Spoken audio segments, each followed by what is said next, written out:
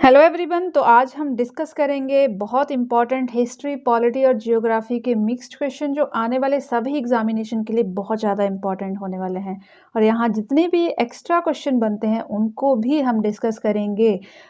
अगर आप हमारे चैनल पर नए हैं तो चैनल को सब्सक्राइब करना बिल्कुल ना भूलें ताकि इसी तरह के वीडियोस जो हैं वो आपको लगातार मिलते रहें। तो आज का हमारा जो फर्स्ट क्वेश्चन है ये है, अमेरिका में गदर पार्टी का संचालन किसने किया था। तो यहाँ पे ऑर्गेनाइज्ड पूछा गया है कि गदर पार्टी जो थी किसके द्वारा ऑर्गेनाइज की गई थी।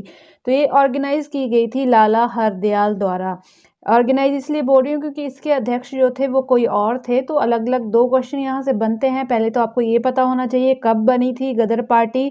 तो ये बनाई गई थी 15 जुलाई 1913 को और अमेरिका के सैन फ्रांसिस्को में इसको बनाया गया था। और कौन कौन थे जिन्होंने इस पार्टी की फॉर्मेशन की थी, ऑर्गेनाइज किया था इसको, तो सोहन सिंह भाकना, बाबा ज्वाला सिंह, संतोख सिंह, संत बाबा बसाखा सिंह और इसके साथ साथ लाला हरदयाल जो मेन थे जिन्होंने इसको ऑर्गेनाइज किया था।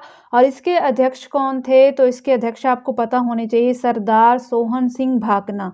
ये जो थे इसके मेनली अध्यक्ष थे। तो ये इम्पॉर्टेंट है, यहाँ से आपको इतना पता होना चाहिए। कहाँ पर बनाई थी, तो अमेरिका के सैन फ्रांसिस्को में इसको बनाया गया था। 15 जुलाई 1913 को बनाया गया था।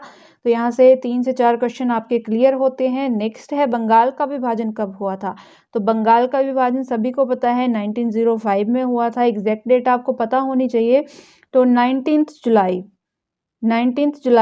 1905 को उस टाइम जो वाइसराय थे लॉर्ड कर्जन, उन्होंने इस विभाजन का जो थी ये घोषणा की थी। लेकिन इसको ये आदेश जो दिया गया था ये कब लागू हुआ था औपचारिक रूप से, तो 16 अक्टूबर 1905 को जो था ये प्रभावी हो गया था। यानी कि 16 अक्टूबर 1905 को ये लागू किया था। और आदेश कब दिया गया था, तो 19 जुलाई 1905 को ये आदेश दिया गया था। वाइसराय थे उस टाइम लॉर्ड कर्जन, ये भी एग्जाम में पूछा जाता है।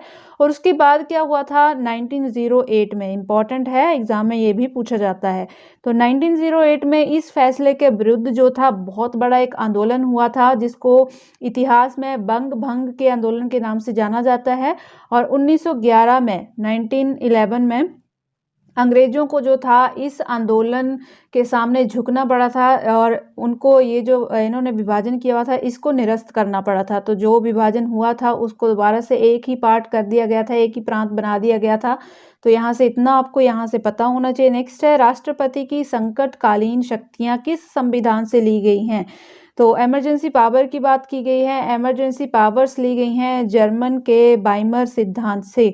यहाँ पे ऑप्शन ए जो है इसका सही हो जाएगा। बाकी ऑप्शन भी इंपॉर्टेंट है, ये भी एग्जाम में पूछे जाते हैं। तो आयरलैंड के सिद्धांत की संविधान की अगर मैं बात करूँ तो यहाँ से नीति निर्देशक सिद्धांत जो लिए गए हैं जिनको डीपीएसपी भी बोला जाता है, तो नीति निर्देशक जो सिद्धांत हैं ये लिए गए हैं आयरलैंड के सिद्धांत से। अमेरिकी संविधान इंपॉर्टेंट है, यहाँ से बहुत सारी चीज़ें जो हैं अडॉप्ट की गई हैं इंडियन कॉन्स्टिट्यूशन में, जिसमें मौलिक अधिकार, राष्ट्रपति पर जो महाभियोग की प्रक्रिया है वो, और न्यायाधीशों को हटाने की जो प्रक्रिया है ये मेनली एग्जाम में पूछी जाती है। तो यहाँ से ये आपको पता होना चाहिए। और डी ऑप्शन जो दिया गया है ब्रिटेन के सिद्धांत, तो ब्रिटेन से मेनली एकल नागरिकता ली गई है और विधि निर्माण प्रक्रिया, यानी कि जो भी लॉ वगैरह बनाए जाते हैं उनके निर्माण की प्रक्रिया जो है ये ब्रिटेन के संविधान से ली गई है, या इंग्लैंड का संविधान भी लिखा हुआ एग्जाम में आता है। तो यहाँ से इतना आपको पता होना चाहिए। नेक्स्ट है, भारतीय संविधान का कौन सा अनुच्छेद जो है संवैधानिक उपचारों के अधिकार का वर्णन करता है। इंपॉर्टेंट क्वेश्चन है। आर्टिकल 32 इसका सही आंसर हो जाएगा। तो मेनली ये क्या है आर्टिकल 32, अगर आपके किसी भी मौलिक अधिकार का जो है हनन होता है तो आप आर्टिकल जो 32 है इसके अंडर जो है संविधान सुप्रीम कोर्ट में जा सकते हैं, वहाँ पर आप अपील कर सकते हैं अगर आपके किसी भी मौलिक अधिकार का हनन होता है। और आर्टिकल 32 जो है इसको संविधान की आत्मा भी कहा गया है, क्योंकि ये जो है ये जितने भी बाकी मौलिक अधिकार हैं उनकी रक्षा करता है। इंपॉर्टेंट है, ये पॉइंट भी एग्जाम में पूछा जाता है। नेक्स्ट यहाँ पर क्वेश्चन है, भारतीय संविधान का कौन सा अनुच्छेद जम्मू एवं कश्मीर को विशेष प्रतिष्ठा का दर्जा देता है। इम्पॉर्टेंट है क्योंकि अब ये दर्जा जो है ये हटा दिया गया है, एग्जाम में पूछा जा सकता है। तो आर्टिकल 370 जो है ये विशेष दर्जा देता था जम्मू कश्मीर को, लेकिन इसे हटा दिया गया है। कब हटाया गया है ये आपको पता होना चाहिए। तो 5 अगस्त यानी कि 5 अगस्त 2019 को राज्यसभा में एक बिल जो है पास किया गया था, ऐतिहासिक है, जिसमें जम्मू कश्मीर का जो पुनर्गठन है ये अधिनियम पास किया गया था, और जिसमें जम्मू कश्मीर और लद्दाख जो है इनको दोनों को अलग करके 2 यूटीज बना दी गई हैं, और जम्मू कश्मीर और लद्दाख से 370 जो धारा है इसको हटा दिया गया है।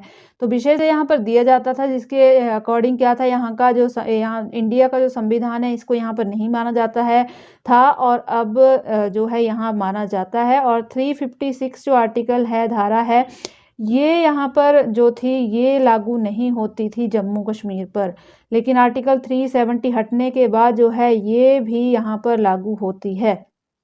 नेक्स्ट है, हर्षवर्धन के शासनकाल में कौन सा चीनी यात्री भारत आया था? इम्पॉर्टेंट है बहुत ज़्यादा। तो हर्षवर्धन के टाइम में आए थे हेनसोंग। इम्पॉर्टेंट है, अगर आपको याद नहीं रहते हैं तो आप ह से हर्षवर्धन और ह से हेनसोंग याद रख सकते हैं इस तरह से। और इन्होंने जो पुस्तक लिखी थी, इम्पॉर्टेंट पुस्तक है, एग्जाम में पूछी जाती है। तो सीयू की नामक इन्होंने पुस्तक लिखी थी। और कितने सालों तक भारत में ये रहे थे? तो 15 वर्ष इन्होंने भारत में लगाए थे। और आए कब थे? ये टाइम पीरियड भी पूछा जाता है। 629 से लेकर 644 बीसी तक ये रहे थे भारत में। तो लगभग 15 साल इन्होंने भारत में बिताए थे हेनसोंग। और एक क्वेश्चन और यहाँ पर पूछा जाता है फाहियान से रिलेटेड। तो फाहियान जो थे ये चंद्रगुप्त द्वितीय के समय में आए थे और 12 वर्षों तक ये रहे थे। इंपॉर्टेंट है, 12 वर्षों तक ये भारत में रहे थे। और इत सिंह जो थे ये देवपाल के टाइम में आए थे और 10 वर्षों तक ये भारत में रहे थे। नालंदा जो विश्वविद्यालय है वहाँ पर इन्होंने पढ़ाई की थी इत सिंह ने। तो तीनों के तीनों इंपॉर्टेंट है, तीनों ही एग्जाम में पूछे जाते हैं। नेक्स्ट है, निम्न में से किस मुगल शासक ने पुनः जजिया लगाया था? तो पुनः जजिया लगाया गया था औरंगजेब के द्वारा। ऑप्शन 20 का सही हो जाएगा। और जजिया क्या है? जजिया एक धार्मिक कर है जो मुस्लिम इलाके हुआ करते थे, उसमें जो हिंदू धर्म के या अन्य धर्मों के लोग रहते थे उनसे ये वसूला जाता था। और कब इन्होंने लगाया था पुनः? तो 1679 ईस्वी में ये पुनः लगाया गया था औरंगजेब जी द्वारा। और इससे पहले इसको हटाया किसने था? तो हटाया गया था अकबर के द्वारा। तो अकबर एक पहला ऐसा शासक था जिसने जजिया कर को ख़त्म किया था और इसको समाप्त किया गया था। ये डेट भी एग्जाम में पूछी जा चुकी है। 1564 में इसको जो है अकबर द्वारा ख़त्म कर दिया गया था और औरंगजेब ने पुनः जो है 1679 में इसको लगा दिया था। तो ये दोनों क्वेश्चन इंपॉर्टेंट है, दोनों के दोनों आपको यहाँ से पता होने चाहिए। नेक्स्ट है यहाँ पर, लैप्स नीति का प्रारंभ किसने किया था? इंपॉर्टेंट है। तो लैप्स नीति के लिए जाना जाता है लॉर्ड डलहौजी को। ऑप्शन बी सही हो जाएगा। और लॉर्ड डलहौजी की नीतियाँ जो है इसमें सबसे महत्वपूर्ण ये नीति है लैप्स की नीति, जिसको राज्य हड़प नीति के नाम से भी जाना जाता है। इसमें क्या होता था कि अगर किसी राजा के कोई संतान नहीं होती थी, पुत्र नहीं होता था, तो उसका जो जितना भी राज्य था उसको हड़प लिया जाता था। और गोद लेने की प्रथा को जो लैप्स नीति है इसमें ख़त्म कर दिया था। कोई भी राजा गोद नहीं ले सकता था, बच्चे उनके अपने ही होने चाहिए थे। और इसके कार्यकाल में ही ये जो लॉर्ड डलहौजी हैं इनको मेनली याद किया जाता है लैप्स नीति के लिए ही।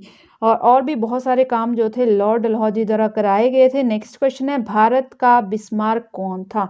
मेनली सभी को ये क्वेश्चन पता होगा। तो भारत के जो बिस्मार्क थे ये थे सरदार पटेल। ऑप्शन सी जो है यहाँ पर बिल्कुल राइट ऑप्शन हो जाएगा। इनका जन्म कब हुआ था ये एग्जाम में आता है। तो 31 अक्टूबर 1875 को इनका जन्म हुआ था। इम्पॉर्टेंट है, याद रखेंगे सभी। और इनको लौह पुरुष के नाम से भी जाना जाता है।